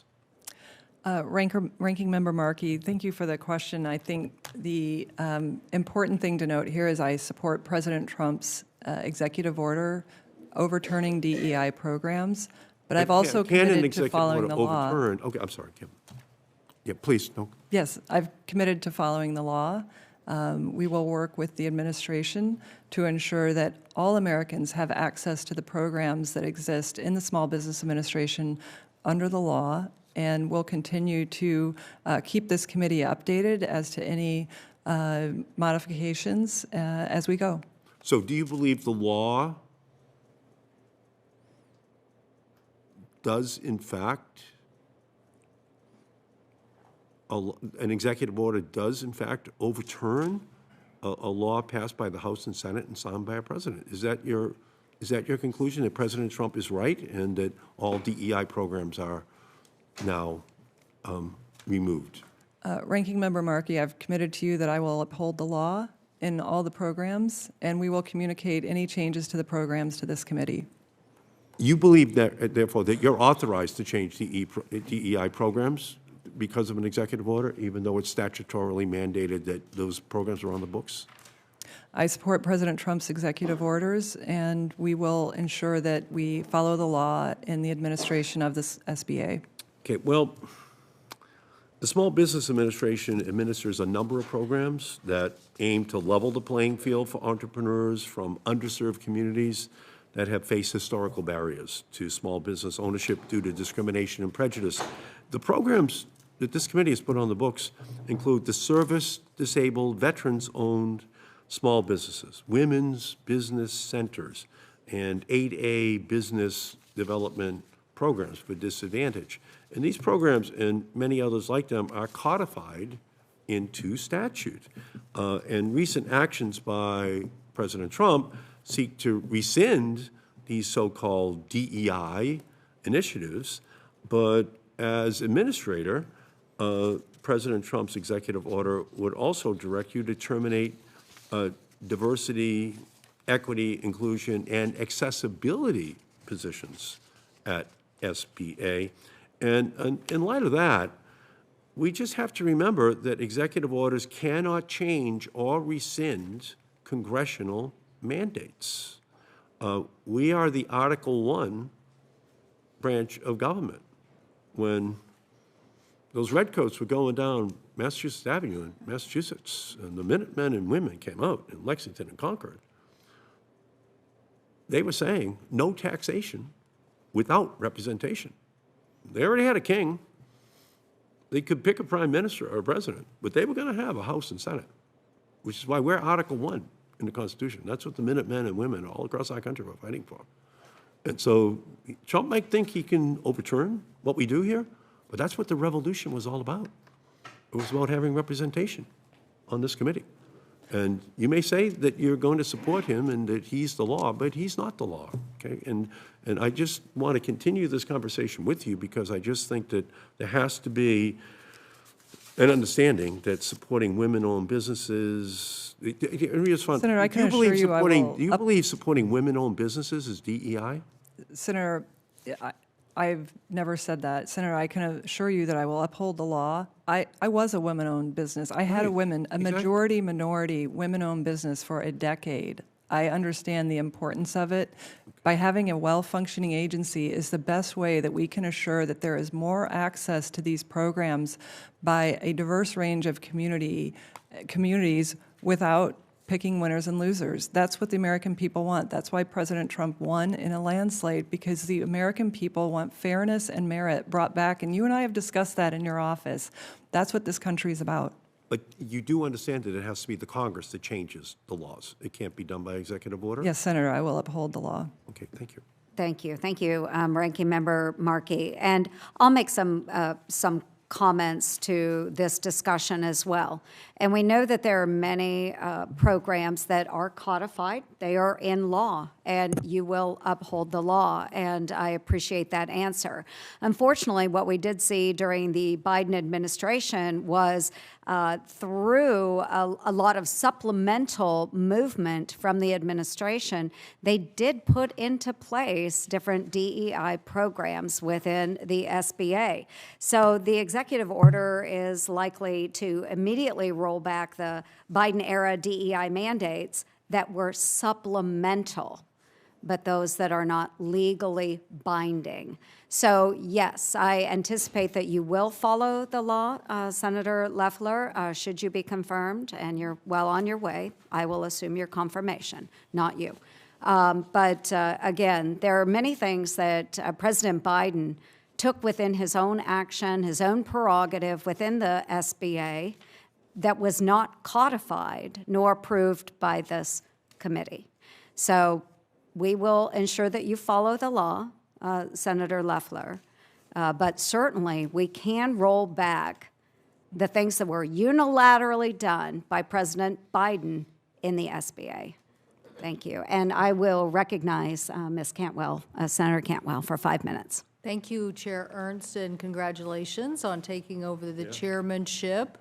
Great to see you there, and look forward really such a big integration between small businesses in the state of Washington and our military and Hanford cleanup. And so really great lessons that I think could be applied broader to other areas of the government. And great to see our new ranking member, Senator Markey. I know I'm probably feeling ancient at the moment, but it's not that long ago when Senator Kerry was the chairman of this committee, and he brought a lot of energy to the SBIR and other important technology startup issues that were a big part of the discussion at that time. So look forward to working with both of you on the committee. And it's good to see my former colleague again. Congratulations on your nomination. You and I had a chance to talk briefly in the office. I wanted to bring up a couple of things. One, we had this question to Mr. Lutnick today at our Commerce hearing, but do you support the Minority Business Development Authority? Senator, thank you for your time in your office. I enjoyed our conversation. Certainly, I appreciate that program that the Commerce Department runs, and see that there's potential for collaboration between SBA. I really do support working across the administration to ensure our resources are utilized and we don't have overlap in our programs, and that they're serving Americans who need those services the most. Thank you. And will you work with me to make sure that the Department of Agriculture meets this same small business set-aside challenge that DOD has so successfully done? But in this case, the Department of Agriculture really isn't giving our small mills the access that they need. And so will you work with me to make sure that those important SBA issues are addressed at the Department of Ag? Senator, I appreciate our conversation about your timber business. I think if confirmed, I would look forward to working with Secretary Rollins to ensure that we have a collaborative relationship. I understand there was previously an MOU with the Department of Agriculture, and hope that we can collaborate to support small businesses in that regard as well. Thank you so much. I appreciate that. And when it comes to, let's just carry that on. One of the reasons why we want this infrastructure is because if you think about reducing the fuel that we need, and some of the ideas like cross-laminated timber, you need to have the mills in those regions. And so to get the mills, you have to have the agreement that you're going to give them some supply. But now look at the disaster we just saw in, California, and we realize this situation is, we already knew this in the Northwest. We've had our share of pretty big dramatic fires, but there was a border crossing issue in Sumas where a town was flooded, and then a town of Malden where a fire wiped through the town. Over 300,000 acres burned in wildfires in my state just in 2024. So how do we make sure that we keep politics? I feel like so much politics happened on federal funding in the last few years. How do we keep the politics out of it and disagreements and make sure? There was a case on the Malden fire where it was delayed for months about a disagreement between the president then and our governor, and it took a new administration. And this was even though Kathy McMorris Rogers and I were working together to say, let's do these funds.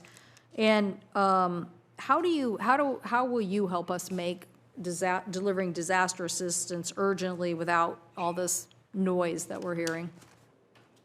Senator, I appreciate the question, and I think, and certainly your state has had its share of disaster. You had the bomb cyclone in November that, and on ongoing recovery from that. I think Americans were stunned by the politicization of the hurricane response under FEMA, where they refused to go to homes with Trump signs in the front yards. Americans want to see the end to that. We should not be politicizing our disaster response. I think that that's something that we have to restore confidence in, and certainly the SBA will be working with the Trump administration to restore integrity to the relief efforts. I don't know whether the chair has had this issue, but probably, because there's disasters everywhere. And that is this whole debate about the way the funding model works currently in taking care of communities who've experienced disasters. The urban communities, because they have density, are taken better care of, and the rural areas, although a rural community is a rural community. Sumas is an example. It's right by the border. It hangs together. If Sumas isn't there, I'm not sure we can sustain that border. What will happen is it'll get closed down, and then what? All the traffic will then have to go down I-5. So it's a bad idea. Or in the Met-Tal, we had an economy that was devastated, and people were like, no, we're not going to help you because you don't really have the same ratio. I'm like, it's a juggernaut of an economy. Just because it doesn't have density doesn't mean that it isn't a big problem. So the GAO concluded that the SBA needs to recognize that rural communities experience disasters differently. Not really differently, they're devastated. It's just they're not in the same density. So as we consider how to make SBA loans for small, vulnerable rural communities more viable, do you think businesses and homeowners, we want them to return to these areas. We don't want to see a community, in our case, these are communities that sit on close proximity to the Cascades, but they're a huge tourism economy for the whole state, so they have a big footprint. So what are your thoughts on how we implement this SBA change, working with our colleagues, to get a better recognition of the economic impact that disadvantages rural communities? Well, Senator, I would love to work with you on that, to visit your state, to understand the dynamics there. I grew up in a rural community. I understand the unique characteristics of delivering relief. I mean, we live in the heartland, lived through tornadoes, hailstorms, and other devastating efforts that of recovery together as a community. And often the TV cameras weren't there. You're recovering on your own. So how can we better ensure that disaster relief isn't based on, as you mentioned, any politics or media profile, but where the relief is sorely needed to prop up and strengthen the economic stability of that tax base, of the community, the culture, the people, the generations that live there, and the industry that it supports. So I'd love to work with you on that, if confirmed. Thank you. Is that my time expired, Madam Chair? Thank you so much. Sorry to go on, but those are very important issues, and I so appreciate the opportunity to ask them and look forward to working on these with you. No, thank you, Senator Cantwell, and I would enjoy working with you on that as well because, yes, in the state of Iowa, we have had challenges with disaster recovery and the cost-to-benefit ratio. We have struggled with this for a very long time because of our rural areas. And just for the audience, if I can take the chair's prerogative here and share with you, we have many disasters, flooding in particular in Iowa, where many restaurants in downtown rural communities are destroyed. But the cost-to-benefit ratio is never high enough for the federal government to come in and provide that level of assistance. However, if a restaurant on an eastern or western coast, along the ocean, is destroyed, well, of course, the cost-to-benefit ratio is going to be higher. The cost of that restaurant is much higher. So they are the ones that are likely to receive the disaster assistance, but not those of us that are in the Midwest. A home of one size in Iowa is much cheaper than a home on the coast, but it's still someone's home. It's still someone's business.